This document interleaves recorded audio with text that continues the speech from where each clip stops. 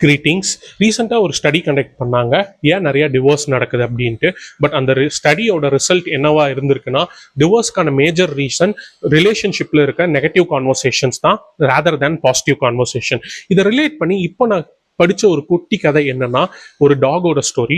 ஒரு டாக் வந்து பார்த்தீங்கன்னா ஒரு கிராசரி ஷாப்பில் இருக்கு. அதை பார்த்து ஒரு மனுஷன் வந்து அந்த நாய் என்ன பண்ணுது அந்த கிராசரி ஷாப்புக்குள்ள அப்படின்னு பார்த்துட்டு இருக்கான். அந்த நாய் பார்த்தீங்கன்னா அந்த நாய்க்கு என்னென்ன ஐட்டம் எல்லாம் வேணுமோ அந்த நாய் இருக்க வீட்டுக்கு கரெக்டாக எடுத்து அது பேஸ்கெட்டில் போடுது.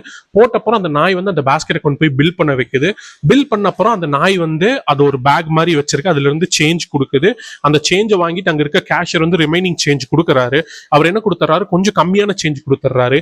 இந்த நாய் வந்து பார்க் பண்ணி கரெக்டான சேஞ்ச் வாங்குது.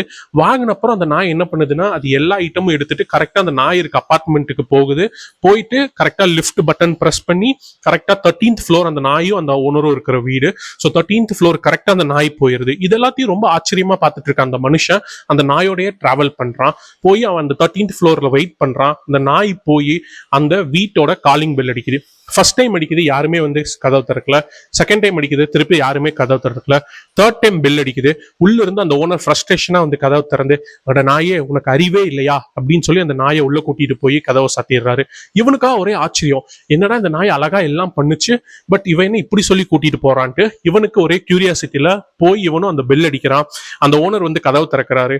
கதவு திறந்தப்பறம் இவர் கேட்கறான், இங்க பாருங்க இவங்க நாய் இதெல்லாம் பண்ணுச்சு, இதெல்லாம் அழகா பண்ணுச்சு, நான் எந்த நாயுமே இதை பண்ணி பார்த்தது இல்ல, பட் நீங்க என்ன அதை திட்டி உள்ள கூட்டிட்டு போறீங்க?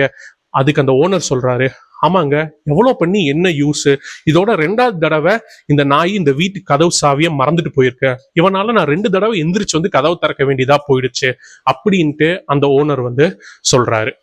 இதே மாதிரிதான் நம்மளோட ரிலேஷன்ஷிப்லயும் நம்ம பார்ட்னர் கிட்ட எவ்வளவு பாசிட்டிவ்ஸ் இருந்தாலும் அதெல்லாம் இக்னோர் பண்ணிட்டு அவங்க கிட்ட இருக்க 1-2 நெகட்டிவ்க்காக அவங்க மேல நம்ம நிறைய வந்து சண்டை போடுவோம், அவங்க கூட கோபமா இருப்போம்.